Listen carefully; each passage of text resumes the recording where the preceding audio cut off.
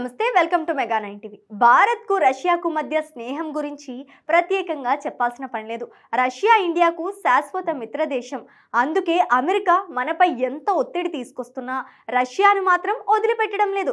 చివరికి అమెరికా మన మీద 50% పన్నులు విధించినప్పటికీ కూడా మనం మాత్రం రష్యాకు అనుకూలంగా ఉన్నాం. ఉక్రెయిన్ రష్యా యుద్ధ సమయంలో కూడా రష్యాను ఆదుకునేందుకు భారత్ అన్ని రకాల ప్రయత్నాలు చేస్తోంది. ఈ క్రమంలో ఇంతకు ముందు మన భారత్ ప్రధాని మోదీ రష్యాలో పర్యటించినప్పుడు ఇండియాకు రమ్మని ఆహ్వానించారు. మన ప్రధాని మోదీ విజ్ఞప్తికి సానుకూలంగా అంగీకరించారు. ఈ నేపథ్యంలోనే వచ్చే నెల పుతిన్ ఇండియాకు రాబోతున్నారు. ఈ సందర్భంగా భారత్ చరిత్రలో ఎన్నడూ లేనటువంటి అతి భారీ ఒప్పందాలు జరగనున్నాయి. ఇక S-400 విషయానికి వస్తే వీటికి సంబంధించి ఇంతకు ముందు అంటే 2018లో ఇండియా రష్యాకు మధ్య ఒక భారీ డీల్ కుదిరింది. ఈ ఒప్పందం ప్రకారం రష్యా మనకు 5S-400 గగనతల వ్యవస్థను అందిస్తోంది.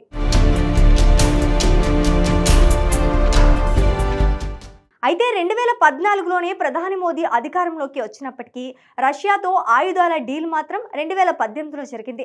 అందుకు ప్రధాన కారణం అంతర్జాతీయ నిబంధనలు. దీని ప్రకారం the missiles technology control regime group లో లేని దేశాలు, 300 కిలోమీటర్ల కంటే ఎక్కువ ప్రయాణించే దేశాలు మిసైల్స్ ను కొనుగోలు చేయకూడదు. కానీ ఈ S-400 వ్యవస్థల్లో 400 కిలోమీటర్లు ప్రయాణించే మిసైల్స్ అయితే ఉన్నాయి. అందుకే నరేంద్ర మోదీ ఇక్కడ చాణక్య నీతిని ప్రదర్శించారు. ముందుగా అమెరికాతో సన్నిహిత సంబంధాలు పెట్టుకున్నారు. అలాగే ఇదే దేశంలో వ్యాపార వాణిజ్య సంబంధాలను మెరుగుపరుచుకున్నారు. ఆ తర్వాత రక్షణ ఒప్పందాలను కూడా కుదుర్చుకున్నారు. దీంతో అమెరికా కూడా భారత్కు బాగా దగ్గరైంది.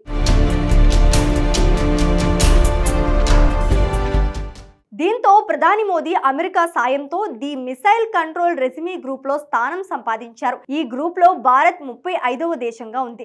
అంటే రష్యా నుంచి ఇక ఎటువంటి సమస్యలు లేకుండా ఈ S-400 వ్యవస్థను కొనుగోలు చేయొచ్చు.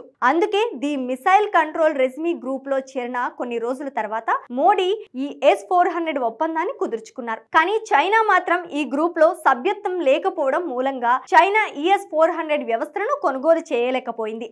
నిజానికి చైనా రష్యా నుంచి వీటిని కొనుగోలు చేస్తుంది. కానీ ఆ S-400లో 400 కిలోమీటర్లు ప్రయాణించే 40 NCC మిసైల్స్ ను మాత్రం పొందలేకపోయింది. కానీ ఇండియా మాత్రం పూర్తి స్థాయి S-400 గగనతల వ్యవస్థను అయితే కొనుగోలు చేస్తుంది. మనం కుదుర్చుకున్న ఈ ఒప్పందం ప్రకారం రష్యా ఇప్పటి వరకు 4S-400 మిసైల్స్ ను భారత్ కు అందించింది. మరో S-400 మిసైల్ ను 2026 జనవరిలో మనకు అందించనున్నారు.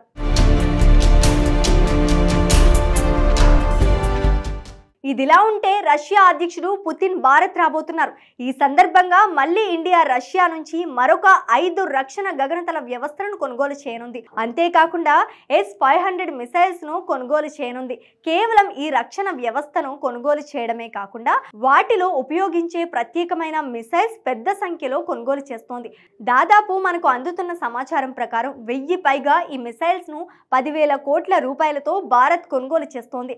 ఇది మన శత్రు దేశమైన చైనాకు అలాగే పాకిస్తాన్ కు భారీ షాక్ అని చెప్పాలి. అసలు ఈ రెండు దేశాలకు కూడా ఊహించని మింగుడు పడని విషయం. కేవలం S-400 S-500 మిసైల్స్ మాత్రమే కాకుండా మరో 2 భారీ ఒప్పందాలను కూడా చేసుకుంటోంది. వీటిలో భాగంగా వాయుసేనకు వెన్నుముకలా ఉన్న సుఖోయ్ 30 NK-30 యుద్ధ విమానాలను భారీ వ్యయంతో ఆధునీకరించేందుకు భారత్ సిద్ధమైంది.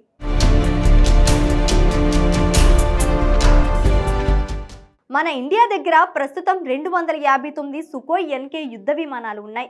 వీటిని సూపర్ సుఖోయ్లుగా మార్చేందుకు భారత్ ఇప్పుడు మరొక ఒప్పందం కుదుర్చుకోబోతోంది. ఈ ఒప్పందం విలువ అక్షరాల 500 కోట్ల రూపాయలు.